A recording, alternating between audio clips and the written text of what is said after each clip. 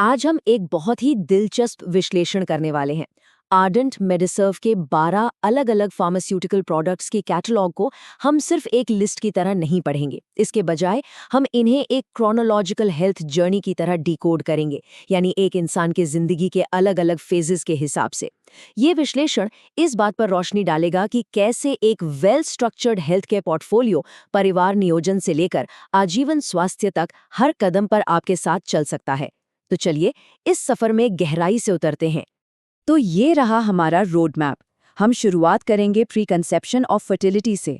उसके बाद आएगा सिम्टम मैनेजमेंट। तीसरा चरण होगा एसेंशियल प्रेगनेंसी न्यूट्रिशन। चौथा पोस्टपार्टम हेल्थ। और अंत में हम बात करेंगे लाइफ लॉन्ग वेलनेस की। सबसे पहले आते हैं फेज 1 पर, प्री कंसेप्शन और फर्टिलिटी, यानी परिवार नियोजन का बिल्कुल पहला कदम। यहाँ एक बड़ी इंटरेस्टिंग बात है, पुरुष और महिला दोनों के फर्टिलिटी सपोर्ट को हम यहाँ एक ही जगह देख सकते हैं। एक तरफ AR फर्टाइल M है, जो स्पेसिफिकली मेल स्टेमिना और स्पर्म हेल्थ पर फोकस करता है। इसमें CoQ10 का एक्टिव फॉर्म मौजूद है, मतलब ऐसी चीज जिसे बॉडी तुरंत और आसानी से एब्जॉर्ब कर ले।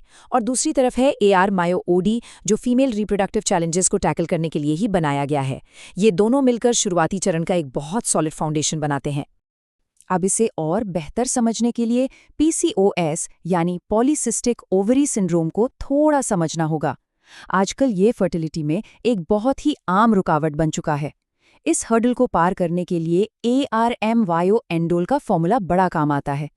इसका सबसे बड़ा फायदा इसका बिल्कुल सटीक मायो एनोसिटॉल और डीकीरोइनोसिटॉल रेशियो है। ये खास कॉम्बिनेशन PCOS को मैनेज करने और कंसेप्शन यानी प्रेग्नेंट होने के चांसेस को बूस्ट करने में मददगार है। और सबसे अच्छी बात, ये दिन में बस एक बार लेनी होती है। अब आगे बढ़ते हैं फेज 2 की तरफ, managing symptoms and targeted interventions. आपको पता ही होगा, प्रेगनेंसी के दौरान मतली और उल्टी यानी मॉर्निंग सिकनेस कितनी परेशान करने वाली समस्या हो सकती है। इसके सटीक समाधान के रूप में NVPOD सामने आती है। इसमें डॉक्सिलेमीन सक्सिनेट, पिरिडॉक्सिन और फोलिक एसिड का एक बेहतरीन कॉम्बो है। ये स्पेसिफिकली एक वंस डेली टैबलेट है, जो प्रेगनेंसी में कंप्लीटली सेफ मानी जाती है। मतलब पेशेंट्स के लिए बार बार दवाई लेने का झंझट ही खत्म।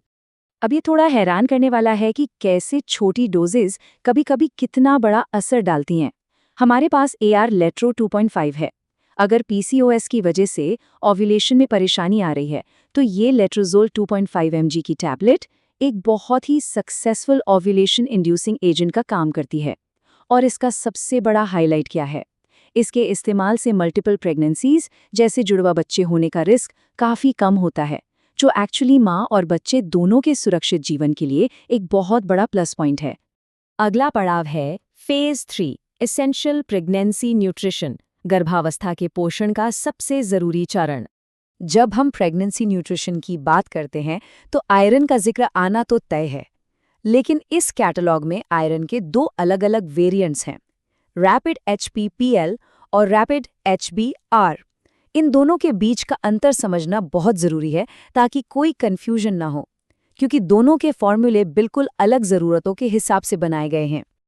आइए इन दोनों को आमने सामने रखकर देखते हैं। एक तरफ रैपिड HBPL है, जिसमें फेरस बिस्ग्लाइसिनेट के साथ DHA भी शामिल है। DHA क्यों ज़रूरी है? बच्चे के दिमाग और आंखों के डेवलपमेंट के लिए। दूसरी तरफ हमारा रैपिड HBAR है, जिसमें आयरन का गोल्ड स्टैंडर्ड माना जाने वाला फेरस एस्कॉर्बेट होता है। ये उनके लिए परफेक्ट हैं जिन्हें हीमोग्लोबिन तेज़ी से बढ़ाना है और जिन्हें आम आयरन की गोलियों से पेट में परेशानी होती है। इसे स्पेसिफिकली आसान पाचन यानी एक्सेलेंट GI टॉलरेबिलिटी के लिए ही डिज़ाइन किया गया है। बिल्कुल, आयरन की तरह ही फोलेट सप्लीमेंट्स में भी यहाँ 2 ऑप्शंस हैं। आइए ARL-L-Empoliate और उसकी DHA enhanced version ARL-L-Empoliate DHA के बीच का फ़र्क समझते हैं। ये दोनों प्रोडक्ट्स प्रेगनेंसी के अलग-अलग स्टेजेस के लिए बिल्कुल परफेक्टली टेलर्ड है। तो बेसिकली इनमें मेन डिफरेंस ये है कि पहला प्रोडक्ट ARL-Emfolate प्री कंसेप्शन और प्रेगनेंसी के स्टार्टिंग के 3 महीनों के लिए बेस्ट है। ये प्रेगनेंसी लॉस के रिस्क को कम करता है। लेकिन जब हम ARL-Emfolate DHA पर आते हैं, तो जैसा नाम से पता चल रहा है, इसमें DHA ऐड हो जाता है। ये वर्जन प्रीमेच्योर बर्थ को रोकने, फीटल वेट बढ़ाने और सबसे इम्पॉर्टेंट बच्चे के ब्रेन और इम्यूनिटी को डेवलप करने में बेहद मददगार होता है। अगला पड़ाव है फेज 4 पोस्टपार्टम हेल्थ, यानी बच्चे के जन्म के बाद की केयर और रिकवरी। पता है, बच्चे के आने के बाद नई माओं के लिए अपने बच्चे को नेचुरली फीड कराना कभी-कभी काफी चैलेंजिंग हो जाता है। लैक्टमोर कैप्सूल्स ऐसी सिचुएशन में एक छोटी लेकिन बहुत असरदार मदद है। ये एक नेचुरल लैक्टेशन सपोर्ट है जो माँ के दूध के उत्पादन को बढ़ाने में प्रैक्टिकली मदद करता है। ये इस चैलेंजिंग टाइम को उनके लिए थोड़ा आसान और स्ट्रेस फ्री बना देता है। और हाँ, पोस्टपार्टम और विमेंस जनरल हेल्थ में इंटीमेट हाइजीन को हम बिल्कुल इग्नोर नहीं कर सकते। यहाँ AR फेमीबैक्ट काम आता है। ये एक प्रोबायोटिक कैप्सूल है जिसमें खास लैक्टोबैसिलस स्ट्रेन्स मौजूद हैं। ये बेसिकली विजाइनल माइक्रोफ्लोरा को रिस्टोर करता है, किसी भी तरह की दुर्गंध या फिशी स्मेल को ख़त्म करता है और इन्फेक्शंस के खतरे को बहुत कम कर देता है। ये सच में ओवरऑल कंफर्ट और कंप्लायंस को ध्यान में रखकर बनाया गया है। और अब हम इस जर्नी के आखिरी चरण पर आते हैं, phase 5 life long wellness and vitality. इस फेज में आकर इस पोर्टफोलियो की असली वर्सेटैलिटी दिखती है। एक तरफ देखिए मैक्सी K27 को, जो एक कंप्लीट कैल्शियम थेरेपी है। इसमें कैल्शियम सिट्रेट और विटामिन K27 है जो नॉर्मल कैल्शियम कार्बोनेट के मुकाबले 2.5 गुना, जी हाँ 2.5 टाइम्स ज्यादा बायोअवेलेबल है। मतलब शरीर इस कैल्शियम को ज्यादा अच्छे से अब्जॉर्ब कर पाता है, जो कि एल्डरली पेशेंट्स के लिए एक वरदान है। और दूसरी तरफ है स्ट्रॉन्ग AZMV, जो एक पावरफुल मल्टीविटामिन है रोजाना के स्ट्रेस से लड़ने और इम्यूनिटी को टॉप नॉच रखने के लिए। तो इन 12 अलग अलग प्रोडक्ट्स का विश्लेषण करने के बाद एक क्लियर मैन्युफैक्चरर स्टैंडर्ड उभर कर सामने आता है। इन सभी में आप देखेंगे कि WHO GMP certification, economical pricing और हाई कंप्लायंस जैसी बातें बिल्कुल कॉमन है। इन्हें इस तरह थॉटफुली बनाया गया है कि इनका पाचन आसान हो और पेशेंट इन्हें रेगुलर लेने में बिल्कुल हिचकिचाए नहीं। ये सच में एक बहुत ही सॉलिड स्ट्रैटेजी है। अब जरा इस मैट्रिक्स पर नजर डालिए। ये उन सभी बातों को एक साथ ले आता है।